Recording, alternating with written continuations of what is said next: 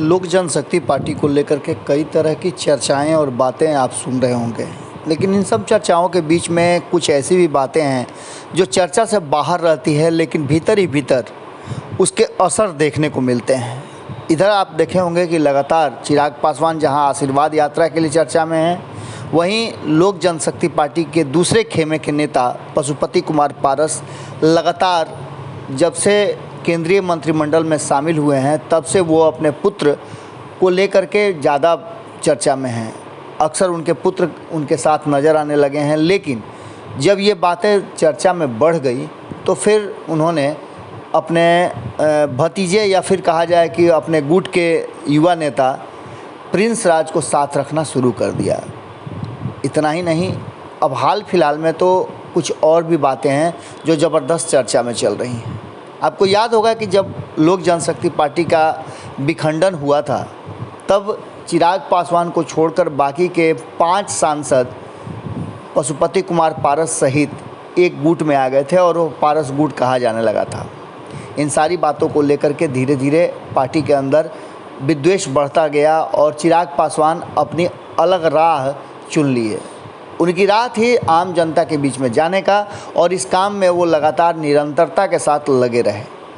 जन समर्थन भी उन्हें मिला और अच्छी खासी संख्या में लोग उनके साथ जुड़े रहे। जहाँ तक पार्टी का सवाल है, पार्टी का बहुत बड़ा एक हिस्सा जो है वो चिराग पासवान के साथ अभी भी जुड़ा हुआ है, जबकि पशुपति कुमार पारस के साथ कोई भी बड़ा नाम नज़र नहीं आ रहा है। रामविलास पासवान की पार्टी को संभाल करके रखने और उसे मजबूत बनाने की बात पशुपति कुमार पारस हमेशा कहते हैं और वो ये कहते हैं कि रामविलास पासवान यानी अपने बड़े भाई के सपने को साकार करने की उनमें क्षमता है।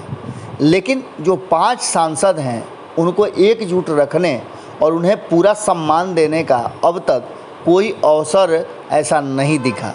आपने देखा होगा कि अक्सर पशुपति कुमार पारस के साथ या तो यदा कदा प्रिंस राज नजर आते हैं या फिर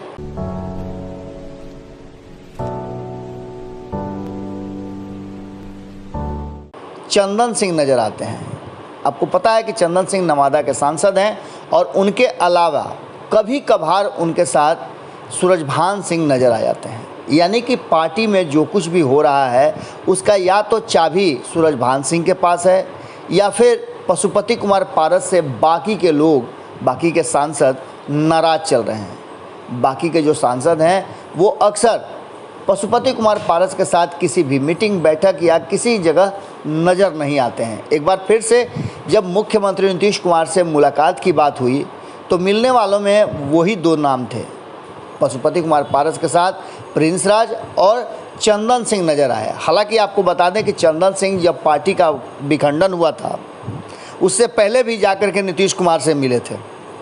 जब उनसे पूछा गया था तो उन्होंने साफ तौर पे कहा था कि वो सांसद हैं और नीतीश जी बिहार के मुख्यमंत्री। ऐसी स्थिति में उनसे मुलाकात को किसी दूसरे एंगल से नहीं देखा जाना चाहिए था और उसके ठीक 15-20 दिन के बाद सब कुछ बदल गया था और पार्टी के अंदर में खंड खंड हो गया था। अब देखने वाली बात होगी कि वीना सिंह हों या फिर महबूब अली कैसर हों या अन्य नेता, आखिर वो क्या करेंगे, वो कहाँ जाएंगे। इन सारी चीज़ों को देखते हुए एक बात तो पक्का नज़र आ रहा है कि सब कुछ पारस गुट में ठीक ठाक नहीं चल रहा है। न तो कभी साथ में वीना सिंह नज़र आती हैं और न ही साथ में कभी नज़र आते हैं महबूब अली कैसर। वो एक ही दिन नज़र आए थे जब पशुपति कुमार पारस को सूरजभान सिंह के आवास पर बैठा करके और उन्हें पार्टी का अध्यक्ष मनोनीत करने की कवायद चल रही थी।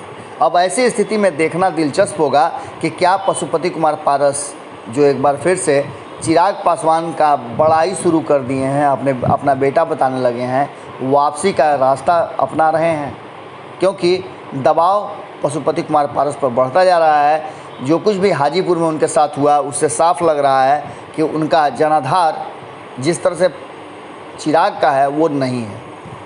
अब क्या करेगा लोजपा का पारस गुट, ये देखने वाली बात होगी और दिलचस्प भी। जुड़े रहिए भारत लाइव के साथ, खबरें लगातार जारी है। बहुत बहुत धन्यवाद।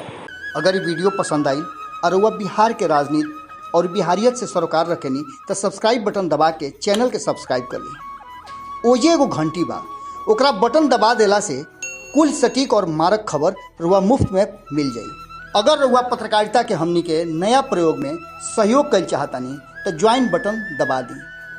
पेटीएम नंबर नोट कर ली 9386816700। धन्यवाद।